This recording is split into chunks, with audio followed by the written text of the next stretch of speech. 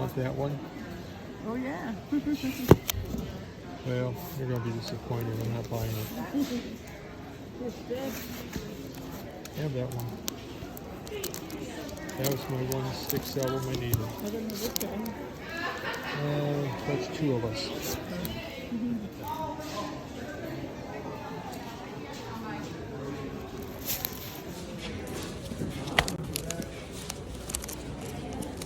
Oh, Dark Side of the Moon.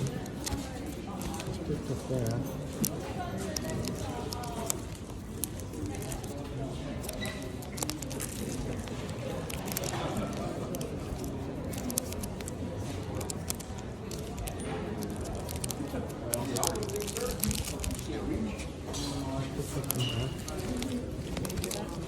I'm good. I'm actually very good at that. I got this one. Thank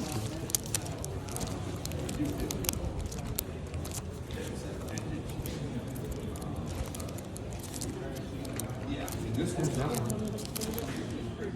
Got that one for $5.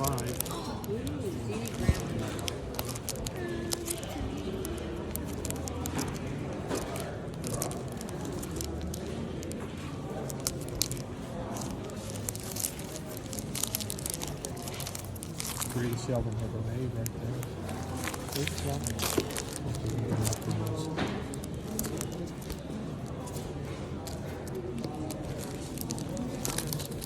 Well, depends on the pressing of it. See now, they put that on there, so it won't be a first press. Because it wasn't called punk.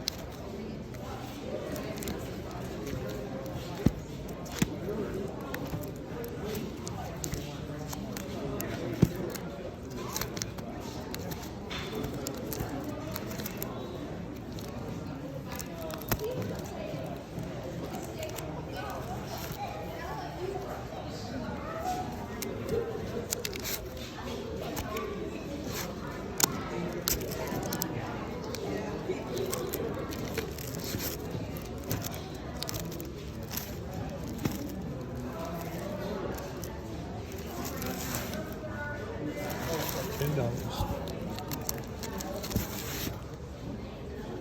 $20. Kmart. Kmart price.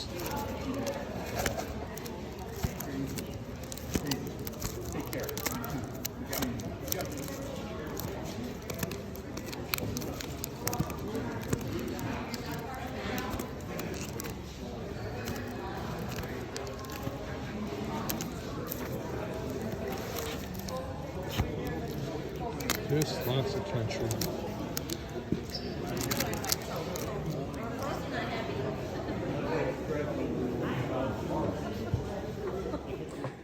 It's the midweek, and I went to an antique fair. This Midland used to have this extremely large antique fair. When I moved here 16 years ago, it went on forever. There were so many vendors, and through the years, it's gotten a little smaller and smaller. COVID hit, then of course we didn't have it for a few years, and now it's back, and not nearly what it used to be. There's still a lot of vendors, but it's really changed. And when it first started, when I moved here and I would go, I would find these dollar albums. There was a guy out of Detroit came up and he had a lot of albums. And I could find a lot of records at this.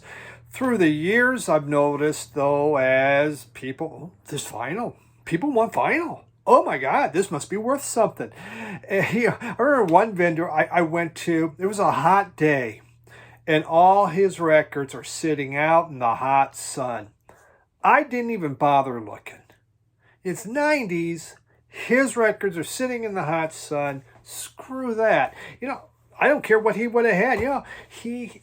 It could have been a grail in there. It would not have mattered if you're treating your records like that.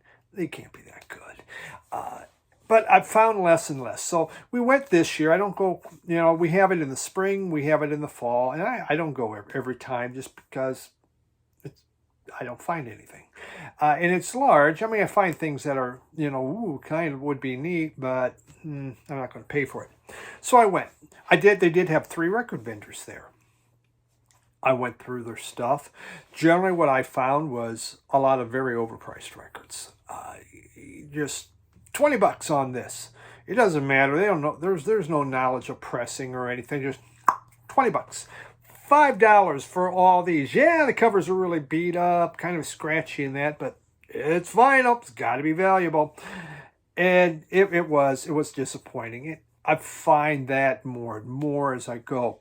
I used to do a lot of thrifting. I used to be, before the flood, really, when I was working to have the world's biggest record collection, that was my goal, world's biggest record collection, I went to a lot of antique malls, thrift stores, whatever I could find to just buy vinyl. It really didn't matter what I was buying. I was just buying it because I wanted to have a lot, and I was getting it for cheap. I would be going through the dollar stuff, even in the record stores, and this and that. I didn't buy everything. There's crap I wouldn't buy, but I was just buying, because hey, that's fairly inexpensive. Well, even now I've found antique stores have jumped up in price. It's not nearly what it used to be. So I don't go that often. Now, in my travels for my job, oftentimes I'll take some back roads to get to where I want to go just to break it up. The interstate gets boring and it takes me a little longer, but that's fine. But you see some of these in these little towns, some of these little tiny antique stores. And I do want to get into those and just see if they have anything. Might be good country western or polka. But it'd be fun to kind of peek in them and see what's in there. See if someone has already been there to try to claim any possible treasures. So I may do some, but it's now I really kind of focus. Discogs is good. I do buy stuff from Amazon and record stores. In my travels, I hit a lot of record stores, as you can tell by all the record store tours I do, but also my local Radio Wasteland continually supplies me with great stuff. Is it as cheap as $1 bin? No, it's not, but it means more. So I just wanted to show you what I saw, what I found, and I do try it once in a while. The second part of this is some Miles Davis and actually a John Coltrane that I brought back into my collection. Yeah, there is Miles Davis is one artist where I bought everything he had. Now I haven't necessarily, but I've been buying a lot. But I'm missing so much. I want to show you this. I don't know if you can see it back here. See all this? Let me get it out here. Yeah, I think this is most of it. I might have some more.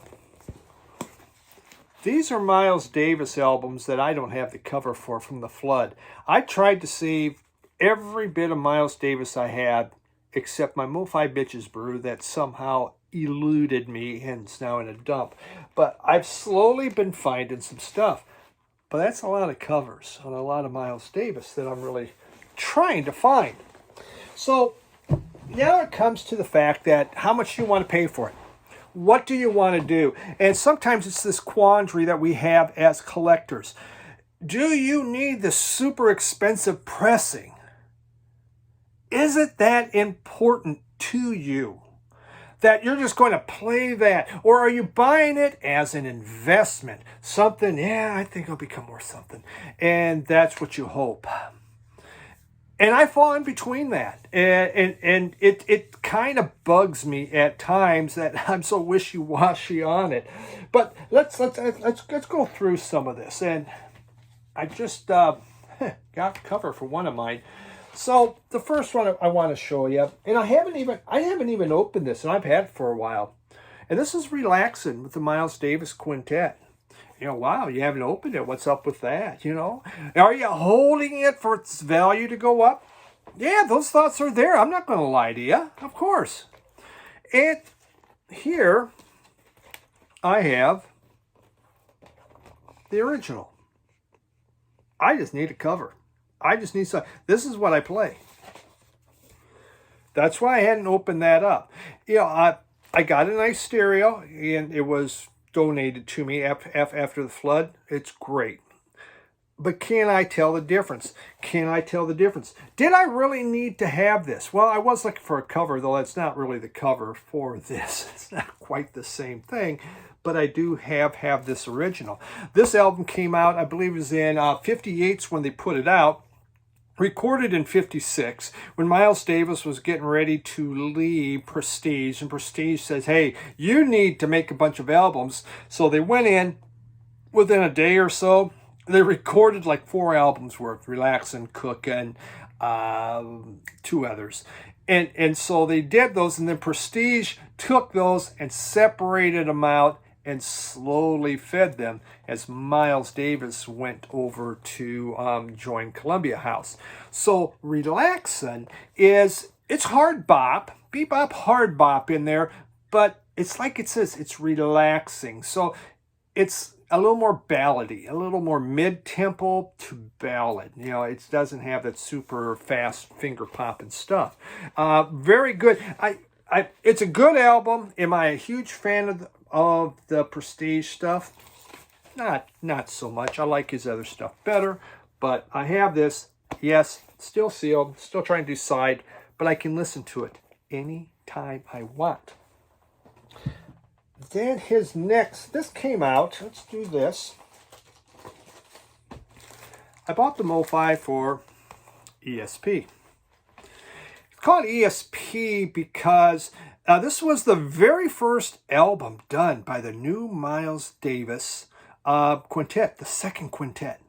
And this was the first one. And he was so impressed when they came in how they could read each other. He says, it's like they have ESP. That's what he said. And this is just an extremely good. This is really when he took and began to reinvent hard bop. He changed it up. He had these new young musicians that came in, and he began to do anything. He had Wayne Shorter, Tony Williams, Ron Carter, and Herbie Hancock. And there are some really young kids on there. And so this is what he came up with. And he said, well, you haven't opened this. Have you listened to it? Well, after I bought it and it comes in, and I find I already had this. Well, doesn't that kind of suck? I didn't send it back. So I got a second copy of it now. Yeah, the older you get, you tend to do that. But oh well. But it's a great album. There's no balance on this thing. He's changing. He's trying to have a little more, he's trying to bring in the younger crowd. And the older crowd's more into all these ballads. And the younger ones, they want something more. They want a little more experimentation. So, again, this came out in 65, the very first of the quintet, of his second quintet. Then, this was just re-released. Mo-Fi again. There is the one that I did have. This was, I believe, the music on vinyl version that had, so I needed an album cover. There's the album cover. Would this sound better? Yes. Is it still sealed? Yes, it is. I've been playing that. Sorcerer, I believe, came out in 67. I believe it was the third album now done by the quintet, if I remember right. Second or third, I think it was the third. Here, this is, okay, so I should say this. This is Miles Davis's wife at the time, Franny. That's her right there on the cover. This was in 65. In 67, this is Cicely Tyson. That's now his girlfriend. So she is now gone. Did put her on a couple album covers, but she's gone. Now we have Cicely Tyson as his girlfriend. He eventually did marry Cicely Tyson. When he was so strung out on heroin and everything, she took care of him. She was willing to come over because Davis had to have someone there. He was one of the most needy people. He couldn't do nothing for himself. And he always had to have people around him. And so that's what she did. But the music on here itself it's excellent. It's a wonderful. It's a little bit slower, but just a great album. I believe there was a vocal on here too from a song done in '62. So good to have Sorcerer. It's just released on Mo-Fi from Mobile Fidelity. No idea if it's whatever. I love Miles Davis. Did I need that? I just needed an album cover. But because he's a collector, that means so much to me, I'm willing to spend this. I don't buy a lot of the Mo-Fis because it is a big investment. And I'm going to be a granddad, so I got to buy some toys for the grandkid. Then, Phyllis of Kilimanjaro. It means girls of Kilimanjaro. Let's just say, forget the French word. It means girls of Kilimanjaro. Mo-Fi. There's my original Mo-Fi that I used to have. So now I got the cover with 2 sets of albums. Have I opened this? I have not, because I have those on there. Expensive way to go. So this album came out in, what was this? 68, I believe it came out. And this is his new wife, Betty Davis, or Betty Marby. And he does have a thing on here. He has a thing on here. He has a song about her. I just opened it. So much for a sealed copy, huh? Oh well, screw the pooch. So now we have, within a 3-year time period, we got our third lady on here. Marries Betty Davis. Eventually, they, of course, break up and goes and marries Cicely Tyson. That's on Sorcerer. And yeah, okay. So Kilimanjaro, he named it after Kilimanjaro. One of the reasons was Kilimanjaro African Coffee Company. Kilimanjaro African Coffee. He bought a bunch of, he invested in that company. So that was part of the reason for naming it. He named all the songs French because he wanted it to sound kind of fancy, kind of cool. But this was the beginning of electric. And he brought in the first electric instruments that were brought in on this one. So it's a pretty cool album that way. But yeah, it didn't take... these guys, they recorded everything so fast. So that's the Miles Davis that I have. Now, the other one I want to show, and I think I have it up here. I was just playing it today. Just real quick. It's the John Coltrane Blue Train. Everyone's shown this. I did have it. I haven't shown it yet, so we'll just show it now. This is the one. Of course, it has a little booklet inside. It's so nicely done. This was done in '57. What really is interesting is 5 months before he recorded this, he was fired from the Miles Davis group. He was playing for Miles. Fired because of a because he was a heroin addict. He went cold turkey to stop it. And he succeeded. And he got a group together and he recorded Blue Train. Isn't that amazing? And I believe this was in '57 that he did this. And he had Lee Morgan, 19-year-old Lee Morgan. And, there's a neat picture. Let me show you this picture. I mean, you talk about kids, huh? This was also, he rarely had albums where he had 3 brass, three of the, more of the brass type instruments. But on here he did. He had trombone with Fuller, Morgan on sax, and then, of course, himself on saxophone. So it kind of gave a different sound when you think about that. So here's Morgan here. Look at that. 19. Isn't that something when you think about it? Lee Morgan. Just, wow. Amazing. Amazing. Think of all the albums he did. Just a top-notch. this is entry into Jazz 101 right here. This is just, I mean, it just starts, I mean, the very first song, Blue Train, is a classic, standard classic. Ba-ba-ba-bum-bum-bum-bum. Man, the trombone, awesome. So, and I don't ever say trombone's awesome, but I just did. So it's good to get this 2-album set. They do have the outtakes of it. I probably have one, you know, a cheaper version of this up there, but I really wanted this. But it does come down to, what do you need? How much do you want to spend on some of these albums? And I really trying to think this over, and I'm passing up on a lot of this stuff now. There's just so much. Every record company wants to put out something special because of the vinyl resurgence. So what do? You gotta try. You have to go out there and make some new thing. This has been done, so it's been reproduced or taken from the tapes, digital, whatever the case. We're adding in all this stuff. It's going to cost a lot more, but it's cool. And they are cool. They are really neat. But you just have to decide, is that necessary? And so quite a few albums, I would rather find an OG of it. And you know what? I just have the satisfaction. There could be this a new reissue thing of this. It could sound even better. There's the satisfaction of having that original album, and it makes you feel good. It's just like, God, yeah, this is what everyone heard. Sometimes they go, God, everyone heard this. It guy stinks. It's not very good, but it doesn't matter.